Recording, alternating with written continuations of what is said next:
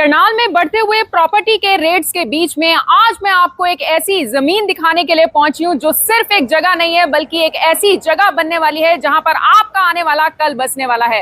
इस वक्त मैं मौजूद हूं करनाल के सेक्टर 27 में, यानी अल्फा सिटी के बिल्कुल नजदीक। इस तरफ अगर आप देखेंगे तो यहाँ पर जो रास्ता आपको दिखाई दे रहा है वो सेक्टर 32 के बिल्कुल नजदीक दिखाई दे रहा है, जो यानी सेक्टर 32 को सिर्फ और सिर्फ 2 मिनट से जोड़ रहा है। और अगर मैं इस तरफ की बात करूं तो 2 मिनट के अंदर अंदर आपको करनाल की जो इंद्री रोड है वो यहाँ से देखने को मिल जाएगी। नेशनल हाईवे की कनेक्टिविटी की बात करूं तो नेशनल हाईवे भी यहाँ पर सिर्फ 2 मिनट की दूरी पर है। मेट्रो स्टेशन भी यानी नजदीक है, न्यू बस स्टैंड भी नजदीक है। यानी ये है करनाल का सेक्टर 27, जहां पर आपको मिलता है अरमान रेजिडेंसी। अरमान रेजिडेंसी का आप मेन एंट्री गेट यहां पर देख पा रहे हैं और सिक्योरिटी पर्पस के लिए एक ही एंट्री और एक ही एग्जिट यहां पर बनाई गई है। इस सोसाइटी की अगर मैं बात करूं तो यहां पर आपको रेजिडेंशियल प्लॉट्स मिलने वाले हैं।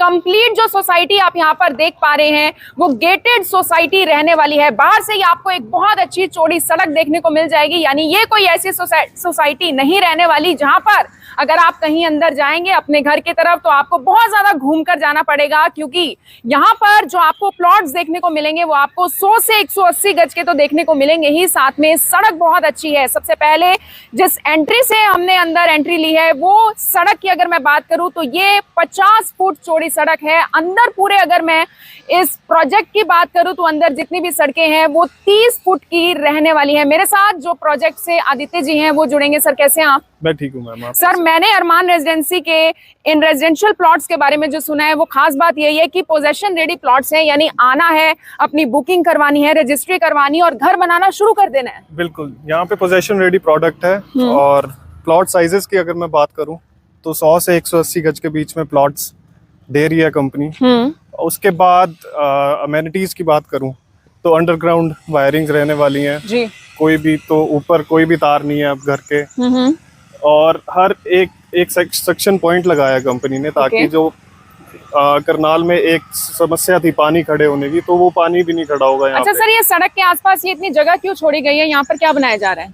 यहाँ पे टाइल्स लगाई जाएंगी। टाइल्स लगाई जाएंगी यानी मजबूती डबल हो जाएगी सड़क की। मजबूती डबल। और पार्किंग की समस्या रहती थी तो उससे भी हमने अपने कस्टमर्स को, क्लाइंट्स को एक एडवांटेज दिया है कि अलग से एक पार्किंग आपको घर के बाहर मिल जाए। ग्रीनरी भी मुझे काफी अच्छी दिखाई दे रही है।